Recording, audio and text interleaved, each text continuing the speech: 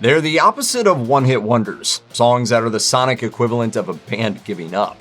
It all adds up to a funky situation. But it wasn't. Probably the most radio-friendly pop rock band on the scene in 1992 and 93 was the Spin Doctors.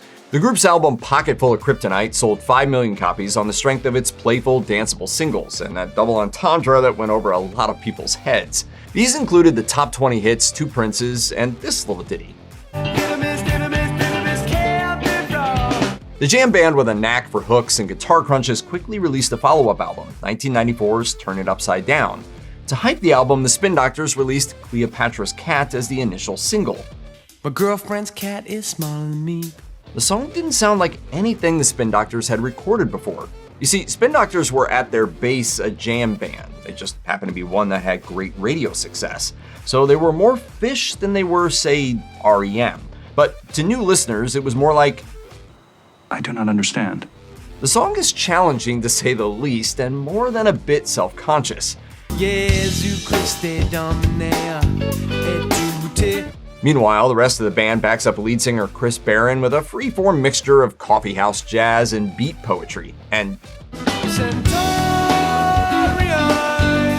as for the music video, it was so unpopular that MTV removed it from its playlist less than 2 days after it premiered, which, if you've seen some of the 90s videos out there, tells you how bad it was. The song peaked, if you can call it that, at number 84 on the Hot 100.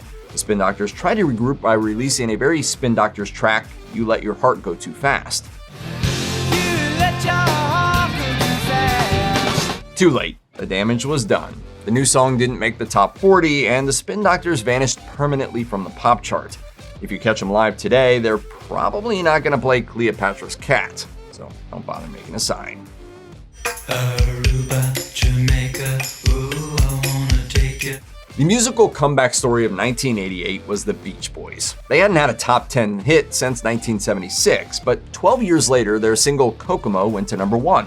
The song is a tribute to island life from the soundtrack to Cocktail. The Beach Boys at that point, led by Mike Love, felt encouraged.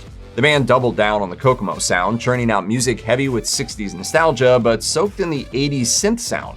The 1989 album Still Cruisin' was a middling hit. The 1992 follow-up Summer in Paradise wasn't. Hey now. Well, it's a love thing. Summer of Love, the single off of Summer in Paradise, sounded a lot like Kokomo, but with more keyboards, drum machines, and 100% more Baywatch. Oh yeah, and Mike Love raps. Toss your clothes and hit the water. We'll be California dreaming, Baywatching every day. You. The song completely missed the pop charts, but the band kept on flogging the single for 3 years, and Summer of Love was the last time that the Beach Boys recorded and released a single that wasn't a cover. I hear the drums echoing tonight. Toto was one of the biggest bands of the 1980s. Their 1982 album Toto 4 had sold 4 million copies and included the smash hits Africa, which went to number 1, and Rosanna, which won the Grammy for Record of the Year. Rosanna, Rosanna. As the 80s wore on, the band continued to land songs in the lower reaches of the top 40. Throw in the fact that Steve Lukather is a guitar god who played the non-Eddie Van Halen parts on Beat It, and there was no reason for Toto to get swept away from stardom. Then there was Pamela. Pamela was a song born out of cynicism. Toto wrote it in a deliberate attempt to remind audiences of Rosanna and restore the band to its former superstar status. But Rosanna had Bobby Kimball on vocals, and by this time he had been fired. New singer Joseph Williams took the lead on Pamela. Between Williams and the lack of a creative spark behind the song, it sounded like every other keyboard-driven soft rock ballad on the radio at the time, and there were a lot. I can't tell them apart. Again, use Steve Lukather more. Jeez. Anyway, Pamela made it as high as number 22 on the charts, but it was the last time Toto would score a top 40 hit. In 1995, Duran was in the midst of a comeback. Between their sophisticated pop smashes Ordinary World and Come Undone, the band's future looked bright. Then they released White Lines, and it was basically over. How did they go from the sublime to the terrible double entendre so quickly? 1995 was all about Britpop and hip-hop, so it's a good bet that Duran saw this and did their best to make a Britpop version of the Grandmaster Flash and the Furious 5 classic. It's not a terrible idea, but the execution was a massive fail. The instruments are so overly processed that they all sound like synthesizers. Loud, poorly mixed synthesizers at that.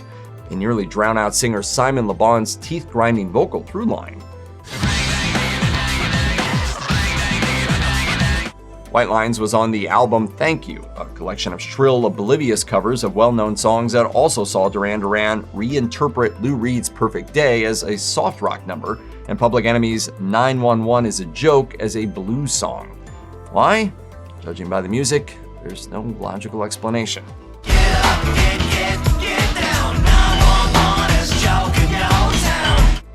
It's possible that some listeners think that 90s band Everclear deserves a comeback, probably because they never had the dubious pleasure of listening to the 2003 single Volvo Driving Soccer Mom, a snide teardown of American women set to music. At first, Everclear frontman Art Alexakis derides, or maybe pays tribute to, women for being wild in their youth, and he needles them for settling into quiet suburban lives driving boxy yet safe vehicles. You know I used to be a bad girl. At least part of the issue was that those grown-up former party girls were actually Everclear's fan base. Then there's the obvious problem. It's a bad song. I mean, it's not the worst, but still, Volvo Driving Soccer Mom never made it anywhere near the charts. And the album Slow Motion Daydream moved about 10% as many copies as the band's previous release, Songs from an American Movie.